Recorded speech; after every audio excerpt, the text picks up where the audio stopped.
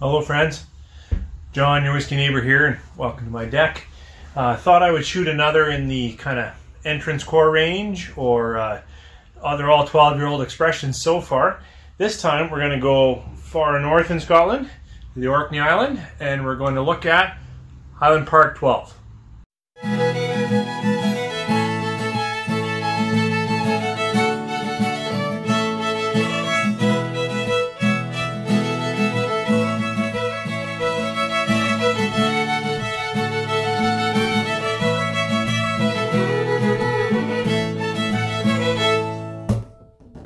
Well, thanks for staying with me through the intro. As I said, you know, this is still my walk-through. Honestly, it's my walk-through bottles I have open, but it's also my walk-through affordable, available Scotch. So this one is, you know, Highland Park 12, and it is the Viking Honor Edition. It's the one that comes out in Canada, so it's 43%. I know that in some places this edition is 40%. I'm very thankful that the one that we get is 43%. What I think I know about this particular single malt, it is one that I've had over the years many different bottlings of. I know that they're well known, Highland Park, for using ex-sherry casks. And you know, you go to different websites. You guys might know that I like using distiller.com, and it talks about 20% in first fill ex-sherry casks, which is, you know, the freshest. It's only had sherry, then they have some Scotch. The website does boldly claim natural color, which is another clue that it's going to be some sherry. Doesn't really have much on it. Very simple. I like the glasswork. A nod to, you know, that northern Scotland's Viking heritage. Let's see how she smells. Highland Park has a fairly sweet nose. I get like a high level sweetness. So I usually describe that as like a honey sweetness, maybe a little bit of vanilla, and then tumbling into there, maybe a wisp of smoke. Something a little bit sweet floral. I don't know what that is. And then I think a mild citrus, like a more toward an orange and less towards a sharp, zesty lemon. More orange.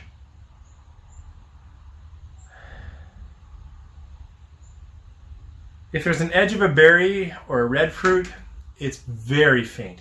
I think the first thing you're going to get, sweet, light, what is that? Is that smoke? And then more sweet, maybe a bit of berry, and almost a little bit of wood spice. Just a little bit. Yeah, actually right now on the deck it's pretty calm. Almost a bit of that bitter wood, that I often get in very sherried malt. So that's interesting. I don't usually get that, but enough nose that I think it's interesting. Let's see how she tastes.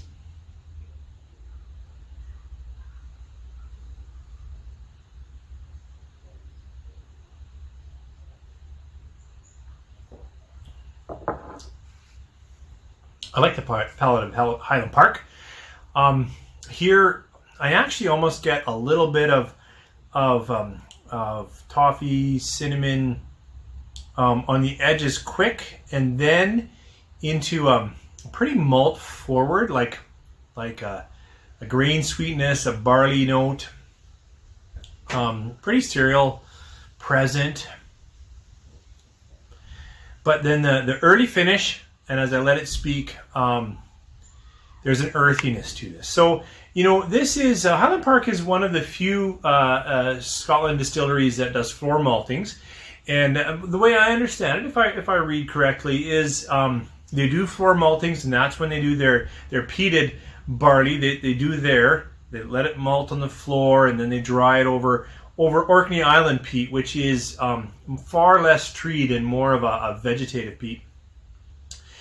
But that's only about oh man, I keep thinking 20%. I'm sure I got the numbers wrong, but a percentage of the malt going into here. Then they have to bring in other malted barley. I don't know their source, but I know that their floor maltings that they peat, that they do in-house, is not all of this. That's a portion of what's in here.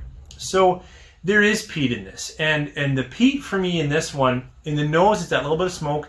In the palate, it's a hint of brine, an earthiness, a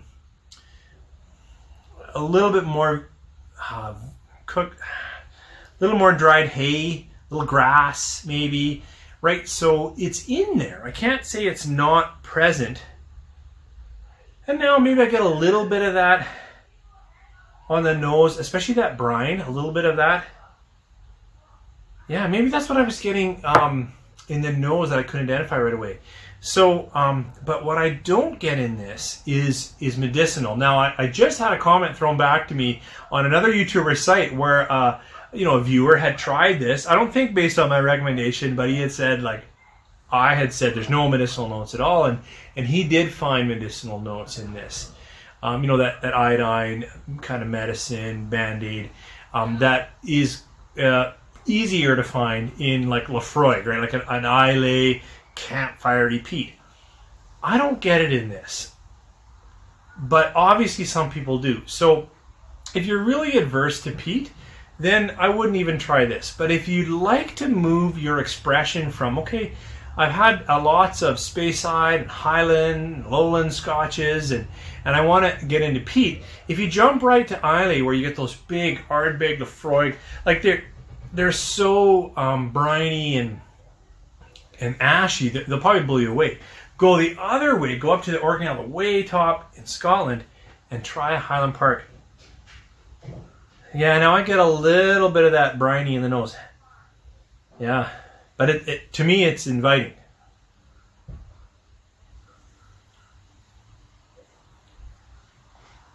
Yeah, and definitely if you sherried notes, for me a little bit of, you know, cinnamon, like a wood spicing notes in there. I definitely get some wood, oak, but it's all wrapped up in that kind of earthy strawgrass type of peat.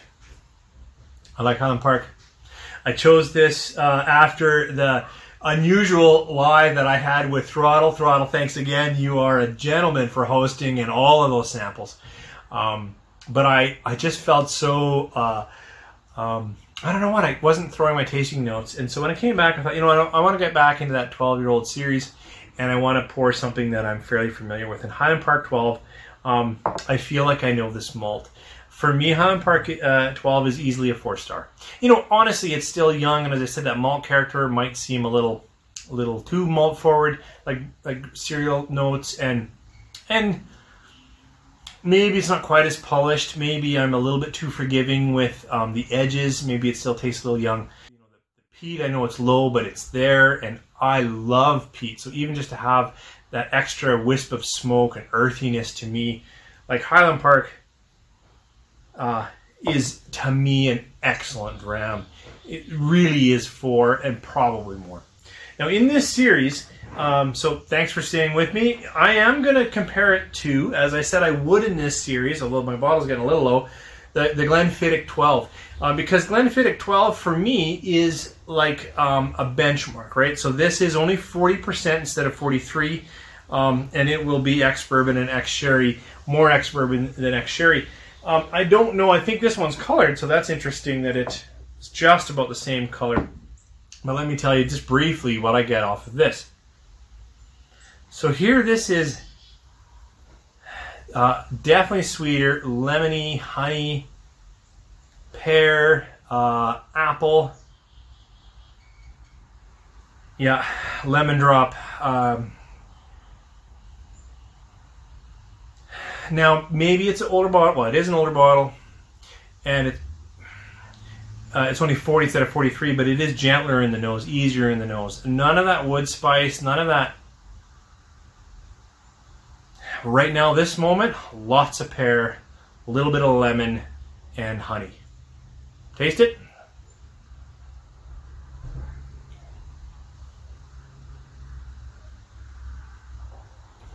you know, still a good dram. It's difficult as soon as you put peat in a Scotch to make a comparison with an unpeated Scotch for me. But this, I'm taking back what I said. The bottle is still lively. There's still some zest in it. The fruit feels very light. It feels more refreshing in the mouth. Definitely cleaner finish, shorter finish though, but it finishes clean and not with any kind of bitter tannins. So I still like Glenfiddich 12. I don't have water to reset. But moving to Highland Park 12, you really can't miss the deeper fruits. Not like apple. I mean, now we're in like that berry, and now the orange instead of lemon.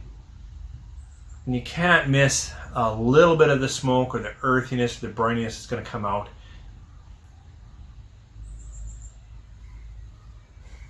And the oak note there got me pretty good.